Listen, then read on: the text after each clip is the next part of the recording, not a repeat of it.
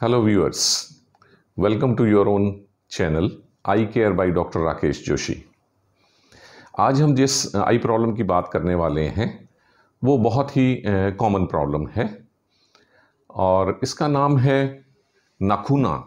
आम भाषा में इसे नाखूना कहते हैं, जबकि हमारी मेडिकल टर्म्स में इसे टेरिजियम कहते हैं। ये हमारी आँख में वाइट पोर्शन से काली पुतली की तरफ एक ट्रायंगुलर ग्रोथ बन जाती है, जो कि फिर प्रोग्रेसिव रहती है। ये धीरे धीरे हमारे कॉर्निया के ऊपर बढ़ती रहती है और लेटेस्ट स्टेजेस में ये हमारे कॉर्निया के सेंटर में जो प्यूपिल होता है, जो छोटा राउंड सर्कल होता है, उसे अगर कवर कर ले तो फिर ये हमारी रोशनी को काफ़ी हद तक ख़राब कर सकती है।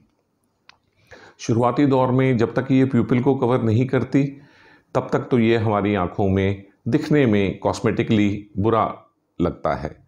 साथ ही साथ ये फिर सिलेंड्रिकल नंबर भी इंड्यूस कर देती है। लेकिन अगर ये प्यूपिल को कवर कर ले तो फिर ये हमारी रोशनी को ब्लॉक कर सकती है। हालांकि ये प्यूपिल के बाद भी ग्रो करना जारी रख सकती है। तो आज हम डिस्कस करेंगे कि इस कंडीशन को कैसे मैनेज किया जाता है, जिससे कि हमें कॉस्मेटिकली भी अच्छा इफ़ेक्ट मिले, ना ही सिलेंड्रिकल नंबर आँख में नया बने और हमारी रोशनी को किसी तरह का भी नुकसान ना हो पाए।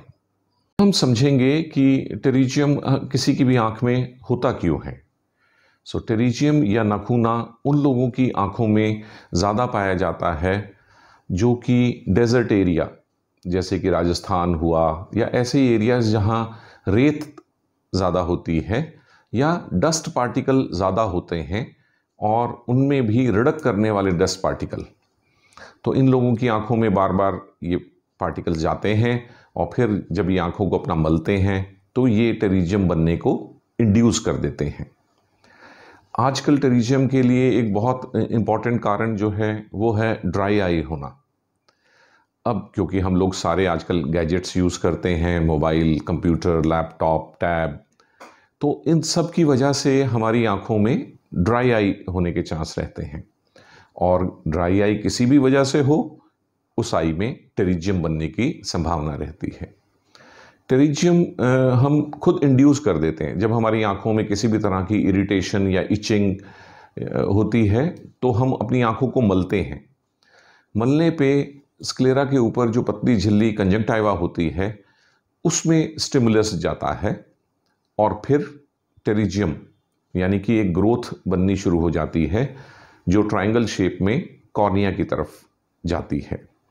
तो हमें ये ध्यान रखना है कि अगर हमें किसी प्रॉब्लम की वजह से, जिसमें एलर्जिक कंजंक्टिवाइटिस भी शामिल है, इन कंडीशंस का अच्छे से इलाज कराते रहना चाहिए, ना कि इन कंडीशंस की वजह से होने वाली आँख की इचिंग को हम सालों सालों तक करते रहें और टेरिजियम को बुलावा दे दें।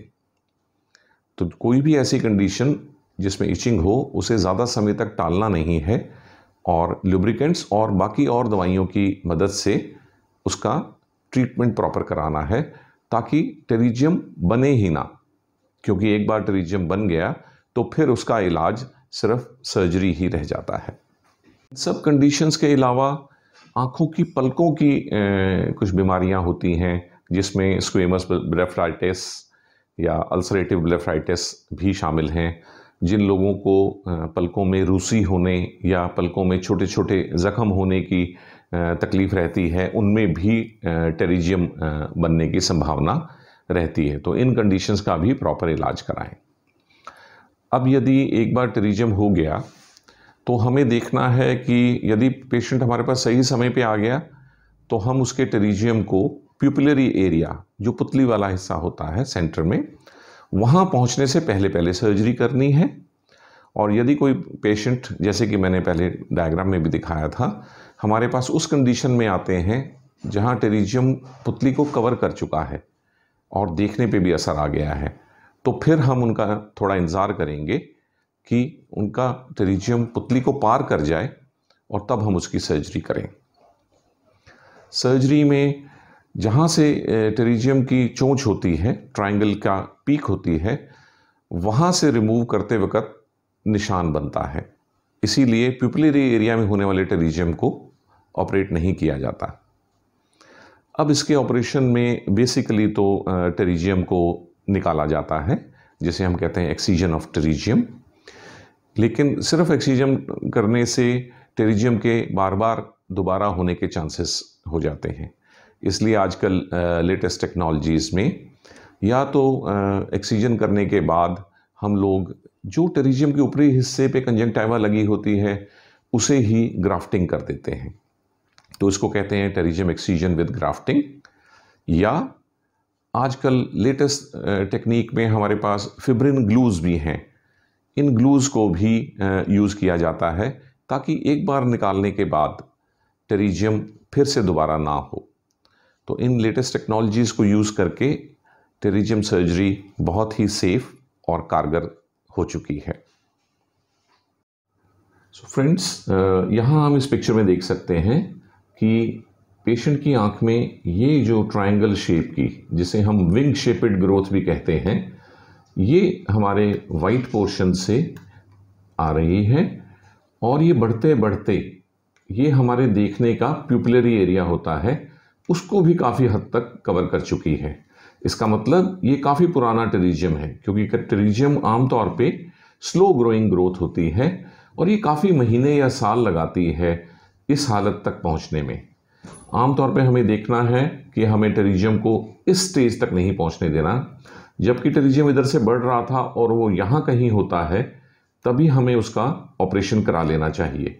वरना अब जबकि इसने कॉर्निया को कवर कर लिया है, तो जब हम इसकी सर्जरी करेंगे भी तो उसके बाद भी यहाँ से डिटैच होने के बाद भी यहाँ निशान बचेगा और वो हमारी रोशनी को कुछ ना कुछ हद तक तो ज़रूर ख़राब कर देगा। तो इसलिए टेरिजियम सर्जरी में ये बहुत ज़रूरी है कि उसे प्यूपिल के एरिया में आने से पहले ही कर दिया जाए और उसे यहाँ तक ना बढ़ने दिया जाए। फिर यदि इस स्टेज तक बढ़ जाता है टेरिजियम, तो भी हम ये ख्याल रखते हैं कि इस स्टेज पे इसका ऑपरेशन ना किया जाए। जब ये बढ़ के यहाँ तक आ जाए तब उसका ऑपरेशन किया जाए, क्योंकि ऑपरेशन के बाद निशान उसी जगह पे आता है जहाँ इस टेरिजियम की चोंच होती है, पीक जो होती है इसकी, वहीं पे निशान आता है। तो फिर हम इस स्टेज से यहाँ तक इंतज़ार करेंगे, या तो इस प्यूपिलरी एरिया के पहुँचने से पहले या पहुँचने के बाद ही इसके ऑपरेशन की सलाह दी जाती है। सो व्यूअर्स, हमने टेरिजियम के बारे में जो प्रैक्टिकल जानकारी थी वो आज प्राप्त की है। तो मैं उम्मीद करूंगा कि जो पिक्चर हमने आपको दिखाई थी इस डिज़ीज़ की, वो बड़ी आसान है। आप अपने घर में भी देख सकते हैं कि आपके या आपके परिवार के किसी सदस्य को ये प्रॉब्लम तो नहीं है, और यदि है तो उसे टालें नहीं, क्योंकि इस डिज़ीज़ में पेन नहीं होती, तो इसलिए बहुत सारे लोग इसे टालते रहते हैं। बहुत ही इनिशियल स्टेज में अगर पेशेंट हमारे पास आ जाते हैं तो दवाई से भी इसे हम बढ़ने से रोक पाते हैं, जिसमें डीकंजेस्टेंट ड्रॉप्स, जिससे कि उस एरिया में दिखने वाली लाली भी दिखाई ना दे, और टीयर सब्स्टिट्यूट्स देके हम इसे काफ़ी समय तक डिले भी कर पाते हैं। लेकिन जब एक ऑप्टिमम स्टेज आ जाती है, जो कि लिम्बस यानी कि जहाँ काली पुतली और सफ़ेद आँख मिलती है, वहाँ से पुतली के बीच के किसी एरिया में ही इसे ऑपरेट किया जाता है। सो फ्रेंड्स, ऐसी किसी कंडीशन को टाले नहीं, समय पे इलाज करवाएं, और इसका ऑपरेशन बहुत ही सिंपल और इजी होता है। इसमें किसी तरह की कोई ख़ास तकलीफ़ नहीं होती। तो समय रहते अपने टेरिजियम का इलाज कराएं और इसे रोशनी को ख़राब ना करने दें। Thank you viewers for listening to this talk. I care for your eyes.